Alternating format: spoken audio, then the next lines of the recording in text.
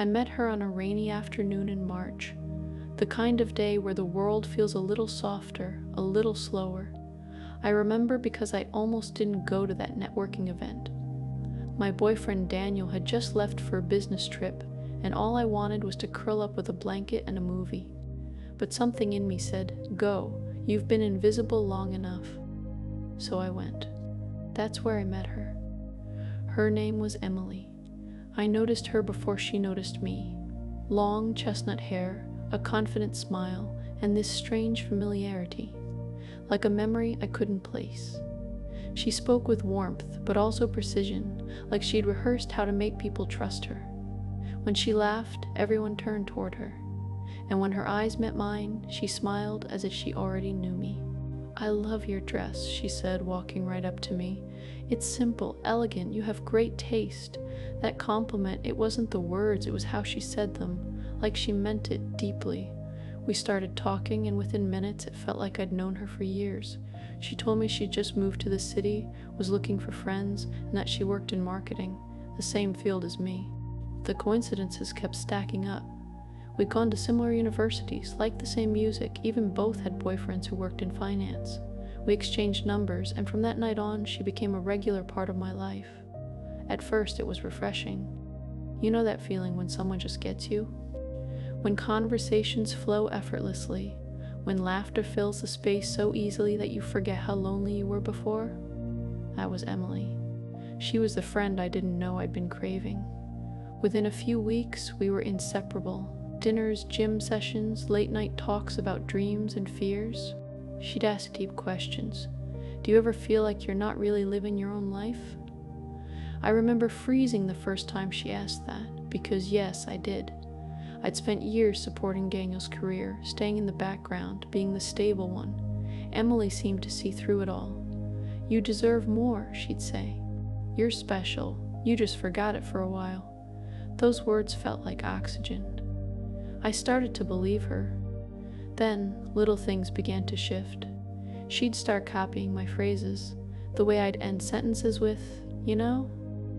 She bought the same perfume I used. She even cut her hair into a similar style after saying she loved how effortlessly I carried it. It should have felt flattering, but it didn't.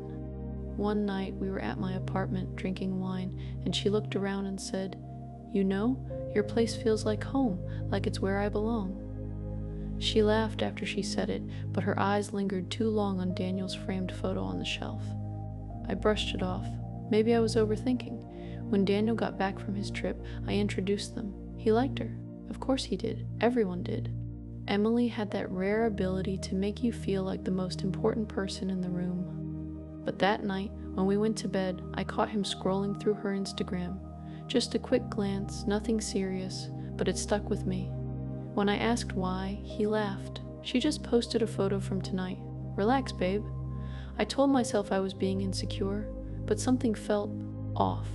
Over the next few weeks, Emily became part of our routine.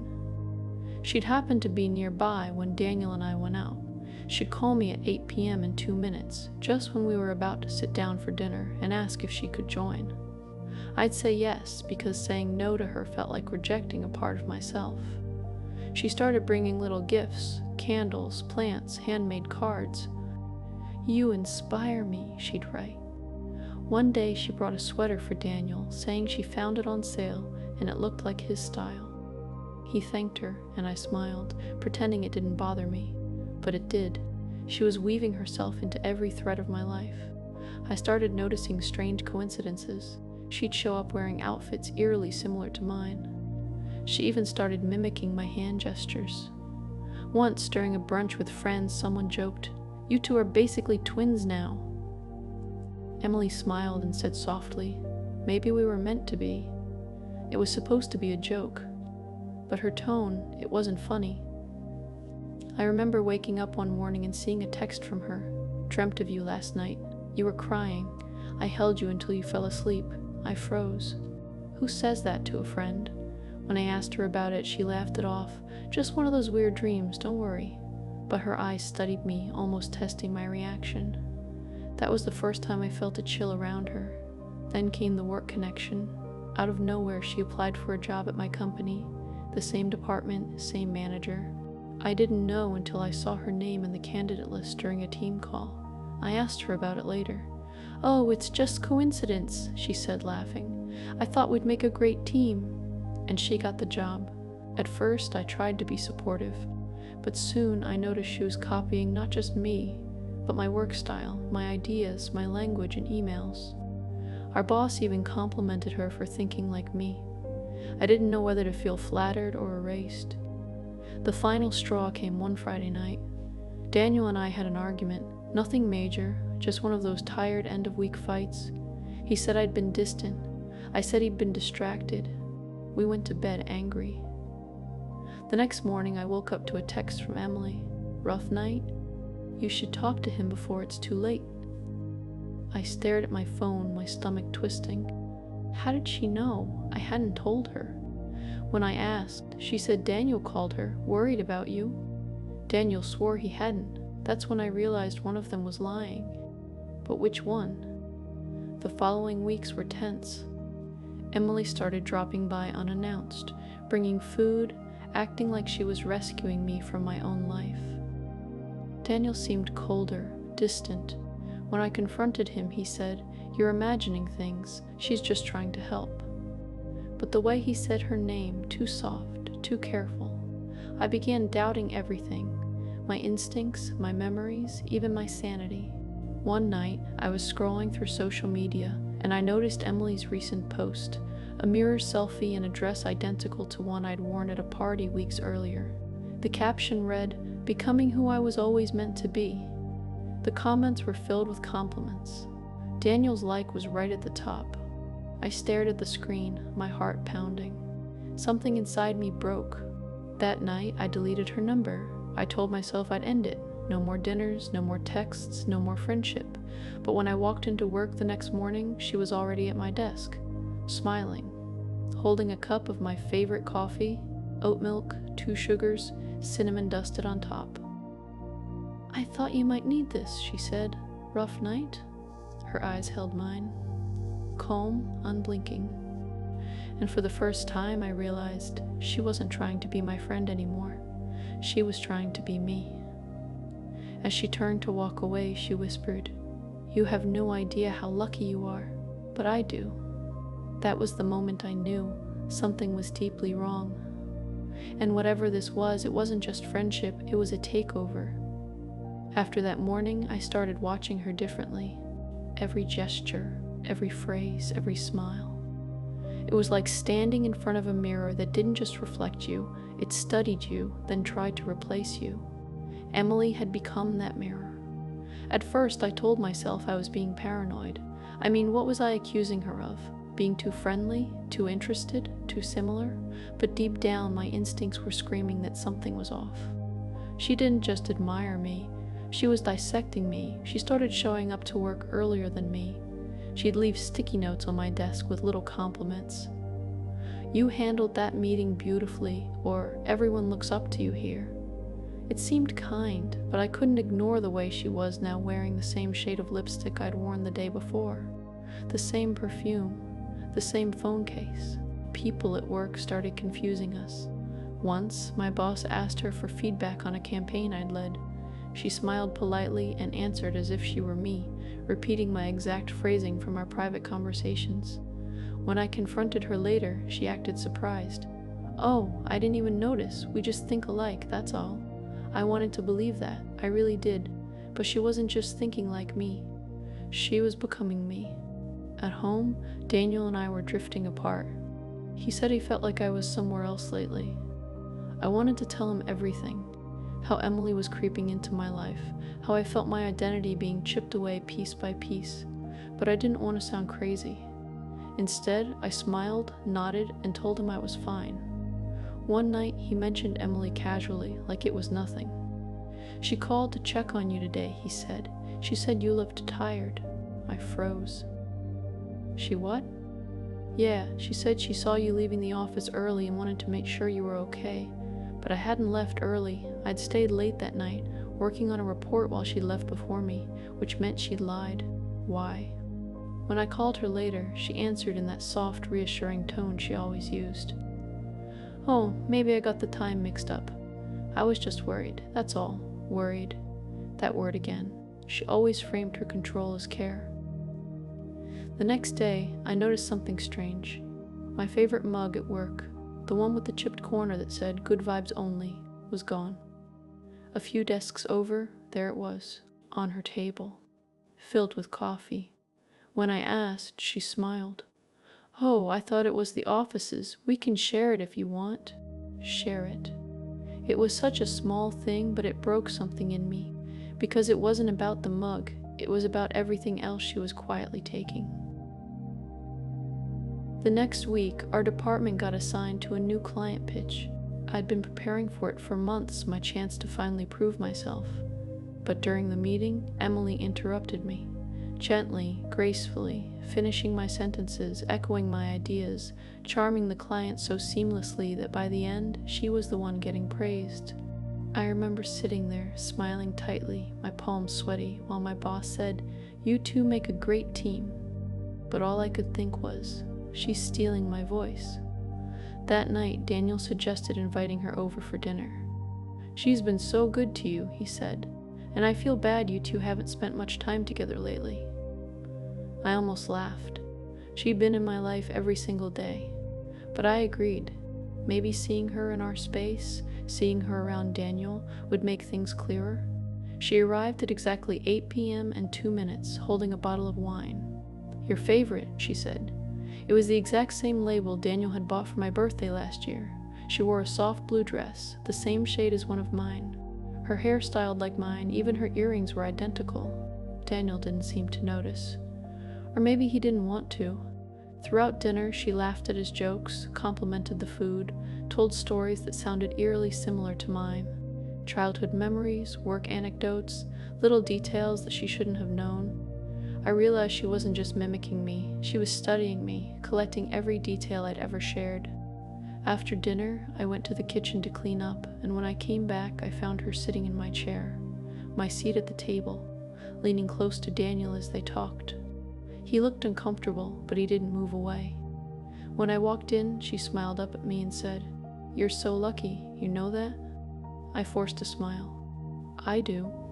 Then she said quietly, almost too softly to hear, "I'd give anything to have what you have." It was then I knew. This wasn't admiration anymore, it was envy. And envy doesn't stop at wanting what you have, it wants to take it. In the weeks that followed, she became bolder.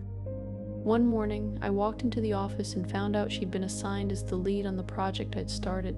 When I asked why, my boss said, "She volunteered when you were out sick." I hadn't been sick, she'd told them I was. She was rewriting my story, one lie at a time. I started feeling like a ghost in my own life. People began talking to her instead of me, inviting her to meetings, asking her opinion on things I'd initiated. Even Daniel seemed different, more distant. When I mentioned Emily's name, he'd get defensive. "She's just trying to help, you're overreacting." I started to wonder if maybe I was overreacting. Maybe the problem wasn't her. Maybe it was me, jealous, insecure, threatened. That's exactly how she wanted me to feel. Gaslighting doesn't always come from lovers. Sometimes it comes from the friend who swears they'd never hurt you. Then came the night I'll never forget. It was a Friday.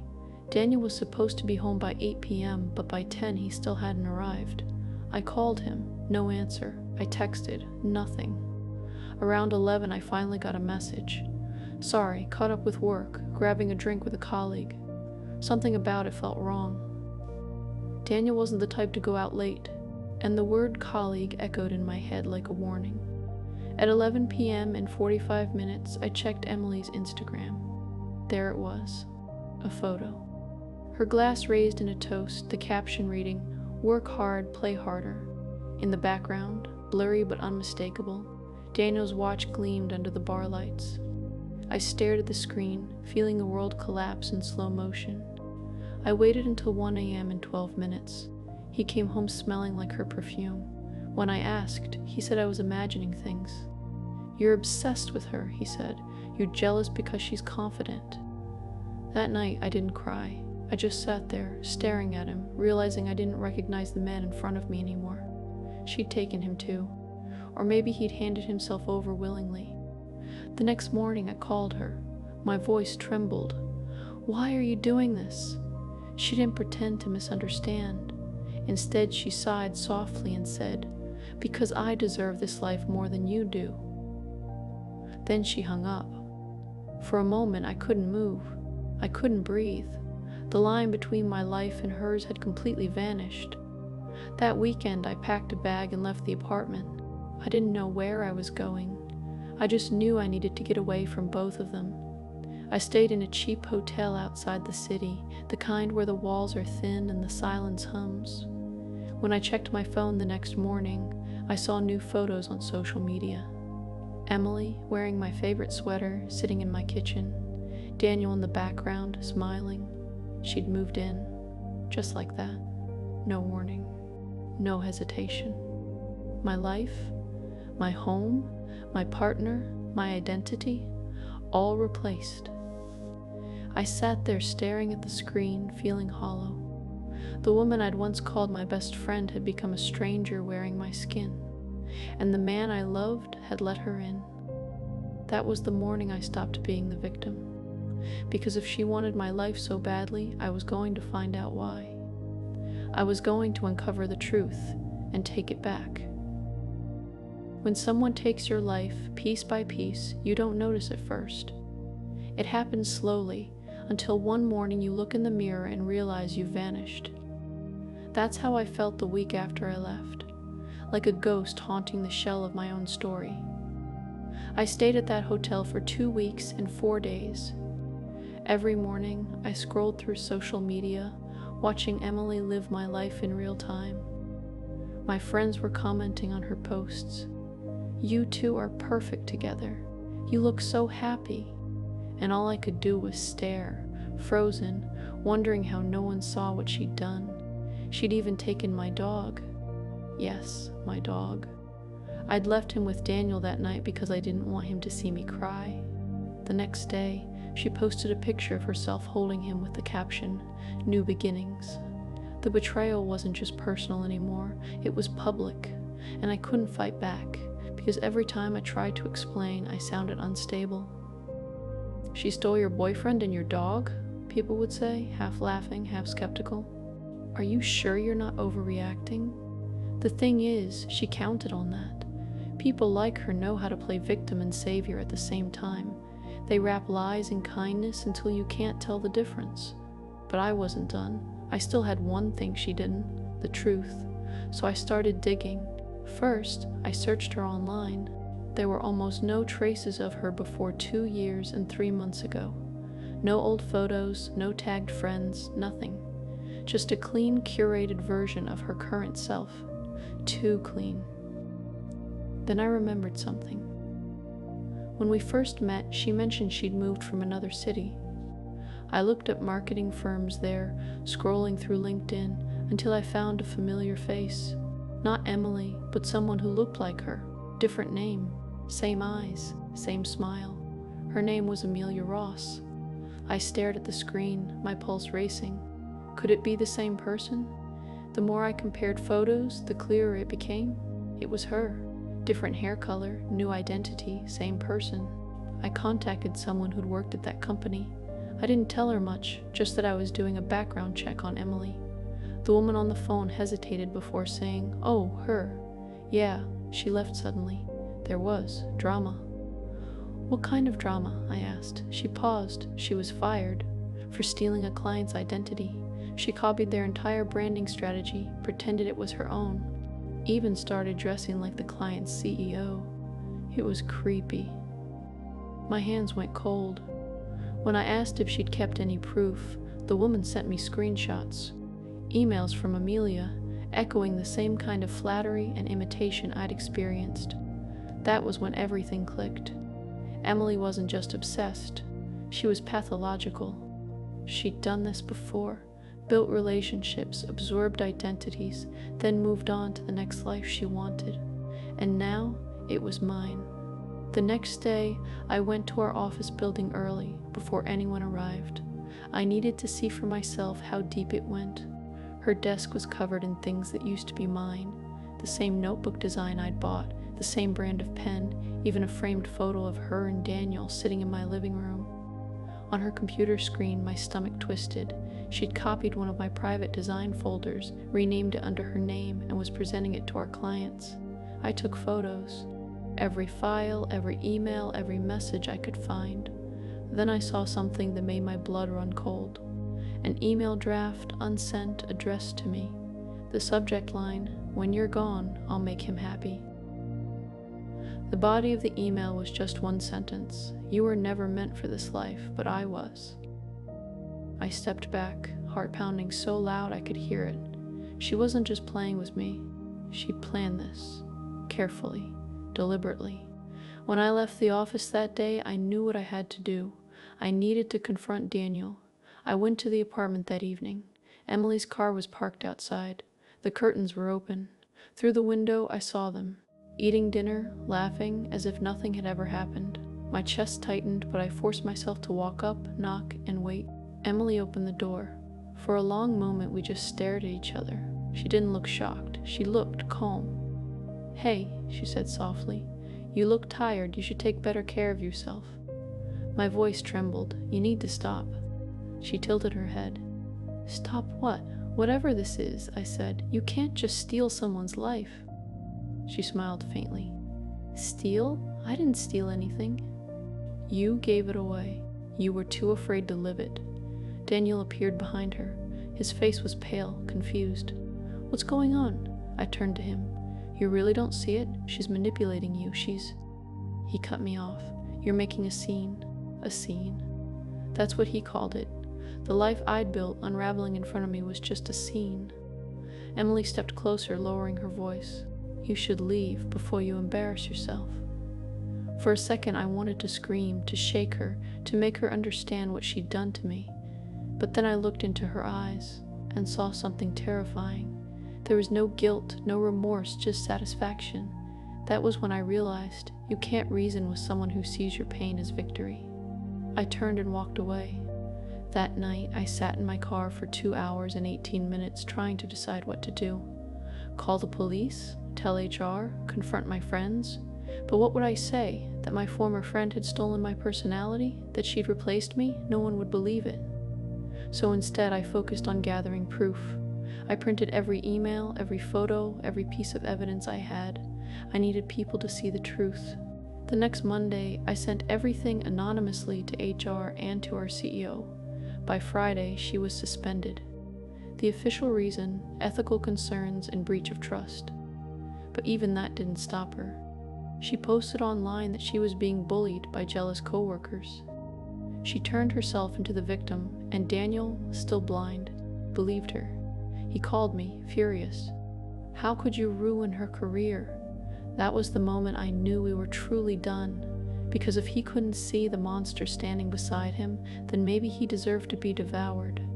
2 weeks later, she disappeared. Deleted her accounts, vanished from the office, cut contact with everyone. Daniel moved out soon after. At first, I thought it was over. But then the messages started. Blocked numbers. Emails from throwaway accounts. All saying the same thing. "You'll never be me." The first few I ignored. But then one came with a photo attached. A picture of me. Taken from across the street. The caption read, "Still watching." I remember sitting on my couch trembling, the sound of my own heartbeat echoing in my ears. I called the police, but without proof of who sent it, they couldn't do much. They advised me to change my number, move if I could. So I did. I moved to a smaller apartment, changed my email, deleted old social accounts. For a while, it was quiet. I started therapy, got a new job, tried to rebuild, but every now and then, I'd catch a glimpse. Someone in a crowd with her hair color, her walk. Once at a cafe, I heard someone laughing in her exact rhythm, and my stomach turned to ice. Because once someone like that enters your life, they don't really leave. They live inside your memory, waiting. I didn't see her again, not for almost a year. Then one day, while scrolling through LinkedIn, I saw a new account, Emily Ross. New profile photo, same face. Different story, different city. she was starting over again, somewhere else, with someone else's life. And for the first time in a long time, I didn't feel afraid. I felt pity, because people like her never stop searching. They keep building fake lives because they've lost their own. Still, I couldn't help but wonder, who would be next? Who would she study, charm, copy, and consume next? And would they see it before it was too late? I used to think that losing someone meant pain. But losing yourself, that's something else entirely. It's quieter, slower. It doesn't bleed, it dissolves. That's what it felt like after Emily. Like I'd been erased in soft focus. Like the world could see through me. For months after she disappeared, I couldn't even say her name. Therapy helped, a little. I started talking again, remembering who I was before her shadow fell over me. My therapist said what happened wasn't about love or friendship, it was about control. She said people like Emily feed on admiration because it gives them shape. Without someone to mirror, they disappear. I thought about that a lot. Because the truth is, I wasn't innocent either. I needed her too, at first. Her attention made me feel alive when I was fading. Her admiration filled the silence Daniel and I had built between us. She didn't steal my life all at once. I handed it to her, piece by piece, because I didn't believe I was enough on my own, realizing that was harder than losing Daniel. He'd reached out once, months later, said he was sorry, that he'd been confused, that he didn't see who she really was until she was gone. I didn't answer, not out of anger, but because I finally understood. Some apologies aren't meant to heal, they're meant to erase guilt, and I was done cleaning up other people's guilt. Still, I couldn't shake the fear that she might come back. Every night I checked my locks twice. I'd wake at 2 a.m. in 14 minutes to the faint hum of traffic, my heart racing, convinced she was standing outside. Sometimes I'd catch my reflection in the mirror, and for a split second I'd think it was her. That's what she'd done. She'd turned me into her own ghost. But ghosts can learn to haunt back. One morning, I woke up and decided I was done hiding. I opened my laptop, logged into a new account, and started writing everything down. Every memory, every conversation, every warning sign I'd ignored. Not for revenge, for clarity. The words poured out of me like confession and therapy all at once. By the time I finished, it was nearly dawn. My apartment was quiet, the kind of quiet that feels earned. I titled it, "The Woman Who Stole My Life." I didn't name her, I didn't have to. I published it anonymously on a blog about toxic relationships. I didn't expect anyone to read it. But within days, comments started flooding in. People who'd lived through the same thing. Friends who turned into enemies, lovers who became strangers, people who'd been mirrored until they disappeared. "Thank you," one woman wrote. "I thought I was crazy until I read this." Reading those words, I realized something. What Emily took from me wasn't love or a relationship, it was my story. But stories can be reclaimed. The more I shared, the lighter I felt. I started sleeping again, started smiling again. I got promoted at